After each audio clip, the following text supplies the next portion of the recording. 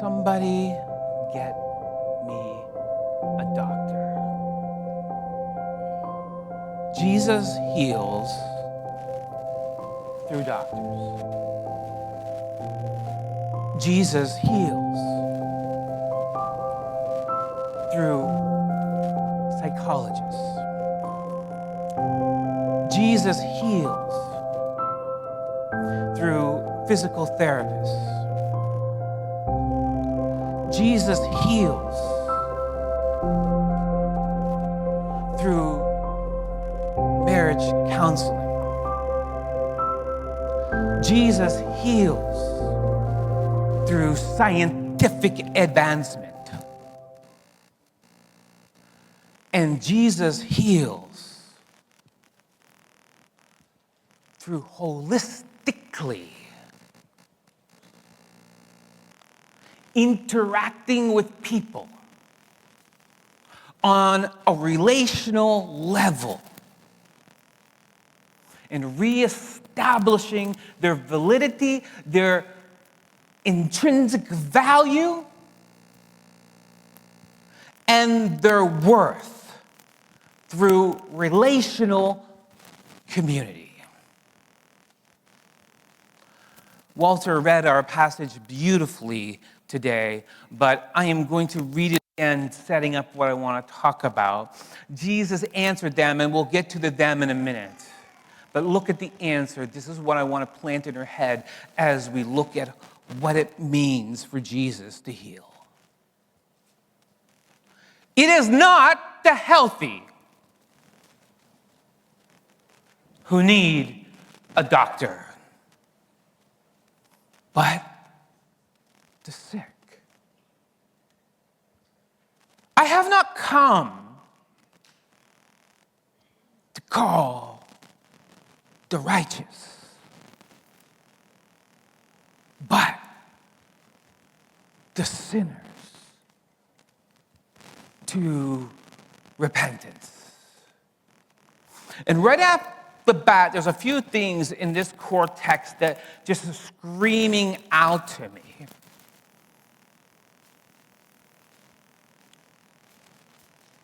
If we don't know we're sick,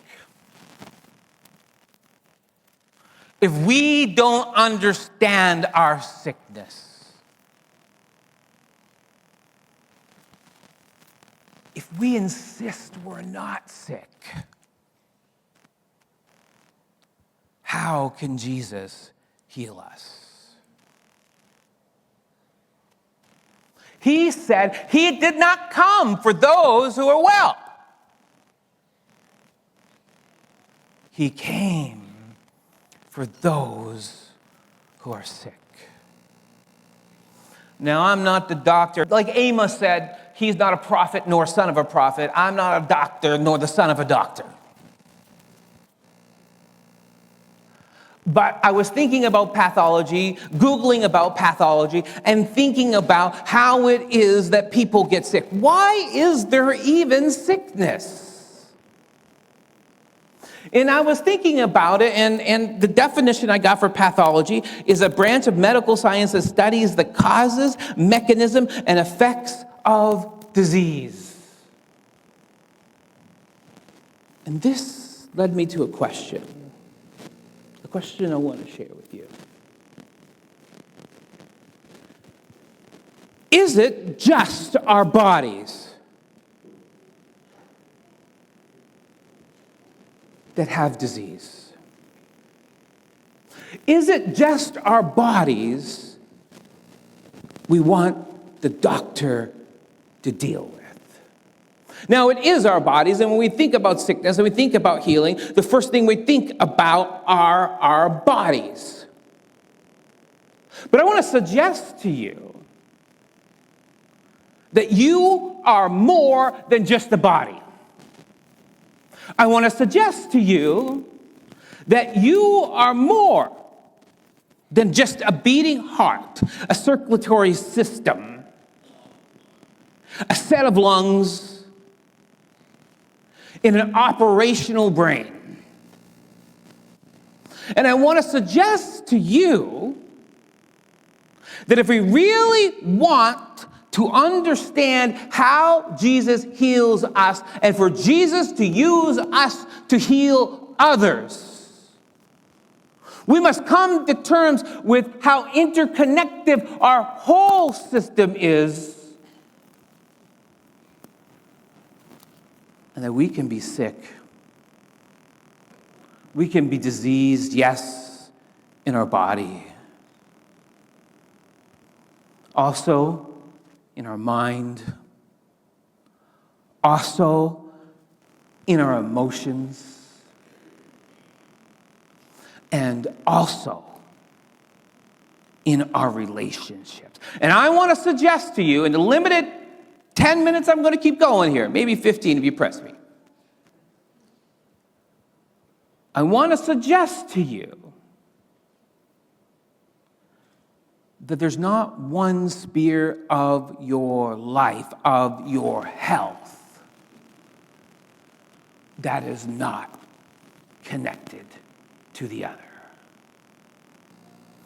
Pathology started in Genesis 3. That is when sickness and death entered creation. And we make a vast mistake if we think that sickness and death that has spread like a virus throughout this planet is limited to one sphere of effect on us. So, looking at this holistically, I found a couple interesting quotes I want to share with you in an elevated or quick fashion. The relationship that exists between the mind, do you see it? The mind and the body is very intimate. When one is affected, the other sympathizes. In other words, if something is going wrong with my body, it's not just my body that's being affected. It's also my mind. It's also my emotions. It may also not be of any moral problem in my life, but the physical sickness that could be in somebody's body may actually begin to affect even their spirituality. In the last year, as I've been on my own health journey, more than my body has responded in my journey. So I found this quote. True understanding, like to think about this deeply for just the few minutes we have left. True understanding means more than the perusal of a certain course of study. It's not just biology. It's to do with the whole being. It is the harmonious development. Look what the book Education says of the physical, the mental, and the spiritual powers. So I think about it like this. What is happening in your body affects what is happening in your mind, which affects what is happening in your spirit, your emotional health. And this affects what is happening in your relationships. When Jesus touches you, when Jesus wants to heal you,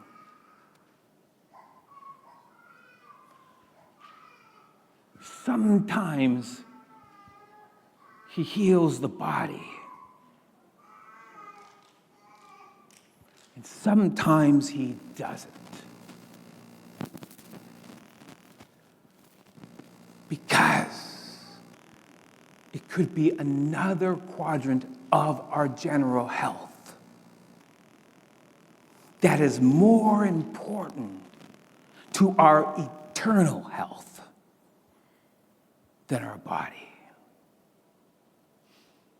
But whenever Jesus heals, he is looking to impact our whole system of health. Our body, our mind, our spirit, and our relationships. And I'm going to challenge us, because we will always pray for the person who is sick with their body. We will always ask for prayer when our body is sick. But the devil doesn't want to just destroy our bodies. Ultimately, he attacks our bodies. Ultimately, he attacks our mind. Ultimately, he attacks our spirit,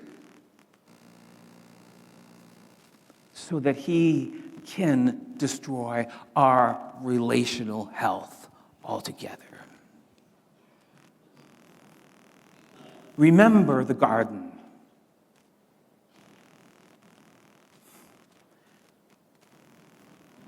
Was the eating of the forbidden fruit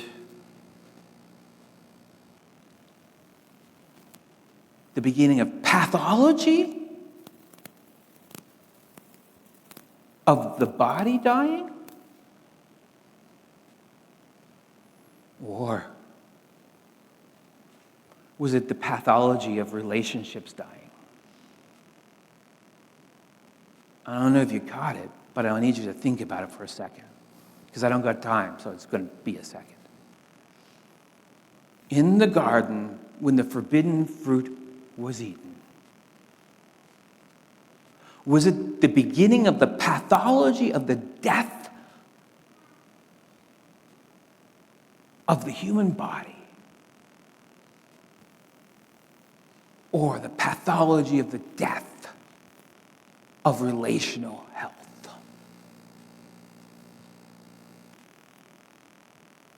Wasn't me, Jesus. It was the woman that you made.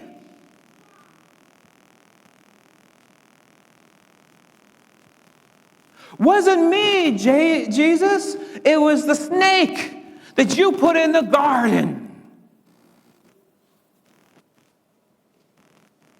And so when we look at that quote that we looked at and we're going to keep looking at today, it comes out of chapter 5 of Luke, and we see that this chapter is very interesting in structure. It starts out with a story about relationships. Jesus calls together his earliest disciples. This is a relational move from Jesus. Jesus realizes that if he is going to heal on this planet, it starts not with the body.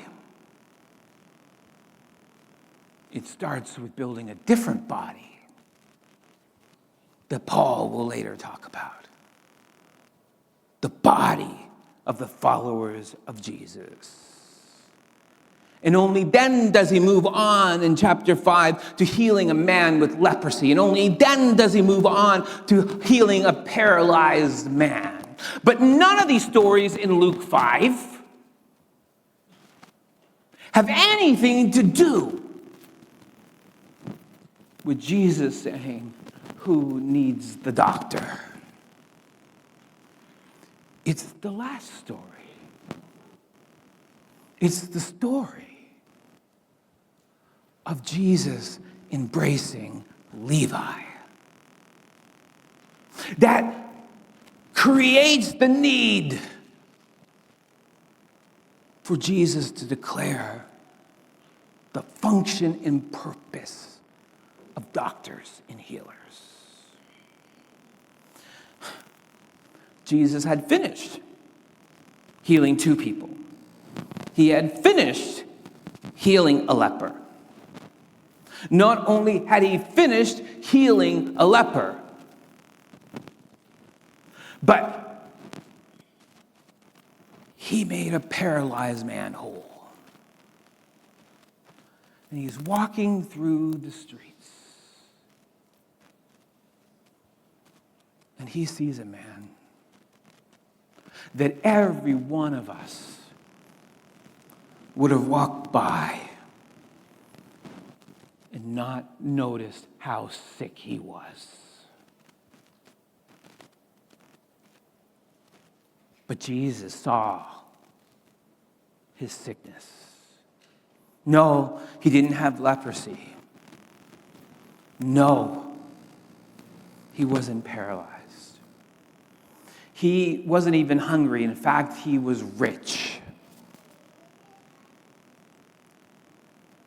He sat at a booth and he collected taxes. He was a betrayer of his own people because he took taxes from Jewish people and gave them to the Romans authorities to use to oppress Jewish people, which in Jewish eyes made him the most revolting of the revolting people. Like, they saw murderers and thieves and prostitutes and drunkards getting into heaven before they saw tax collectors getting in. Jesus went out, and when he saw a tax collector by the name of Levi sitting at his tax booth, he saw how sick he was. Why? He had 0 relational health. Everybody hated him. Jesus looked at him, and Jesus said, "Follow me." Now, I can't get into it because I'm going over already my time. But follow me in Aramaic was a command that a rabbi only gives a disciple. So I would paraphrase it. Jesus said, "Come and be my disciple." And Levi, who you know is by the name Matthew, got up and he left the IRS dole on the table. He didn't care. And he followed Jesus.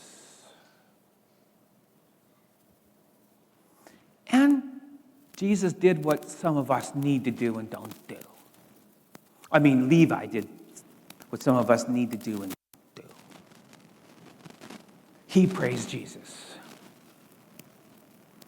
He praised Jesus publicly. He praised Jesus. Now hold on to your hats. By throwing a party. And he had the money to do it. And I'm sure it was a great party at his house. It had a large crowd of what? Tax collectors. And others eating with them.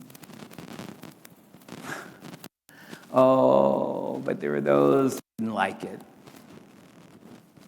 There will always be those who don't like it when people get healthy. Do you hear me? There will always be those who will fight health. They will fight relational changes that are for the better. They want to return to dysfunction because they profited off of it, either socially or relationally. So when the Pharisees and the teachers of the law that belong to their set, they complained to the disciples saying, "Why do you eat and drink with tax collectors and sinners?"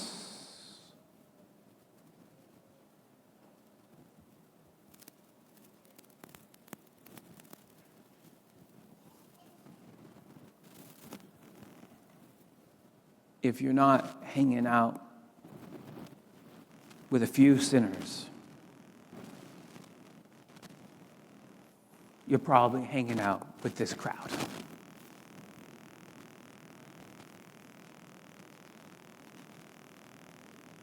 Listen to me for 1 minute. Do not be ashamed of the broken people in your life. Do not be ashamed to be associated with the broken people in your life.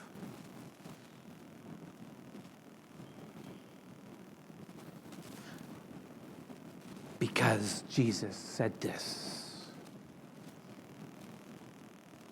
It is not for the healthy. It is not the healthy who need a doctor, but the sick. I have not come to call those who got it all together.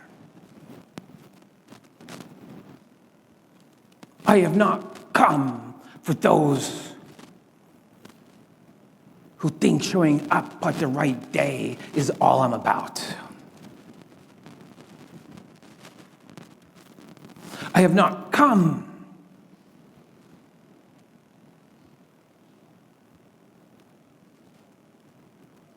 for those who can't feel their need of me.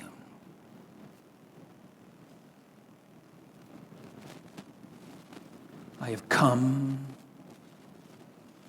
for the ones everybody else is ashamed to eat with, to talk to, or be seen with. The worst activity a Christian can ever be found doing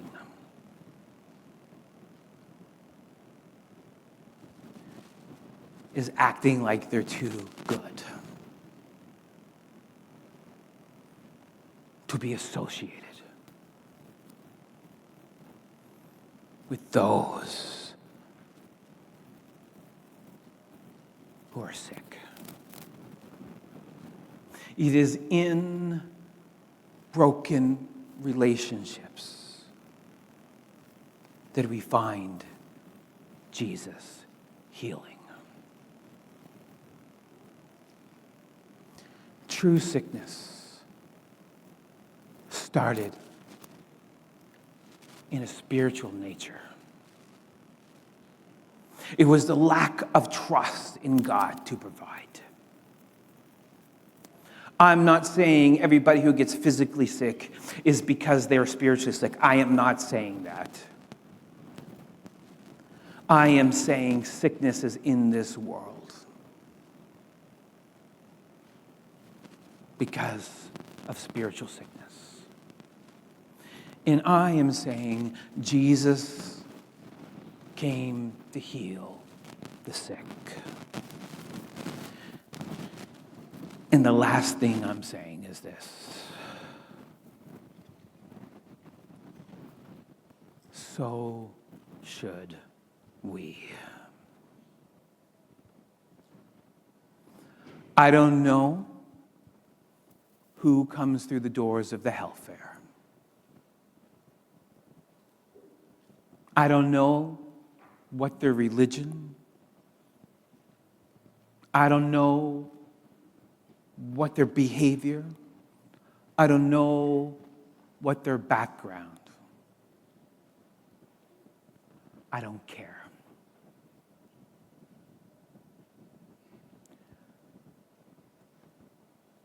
Because this act of physical healing we have committed to as a church today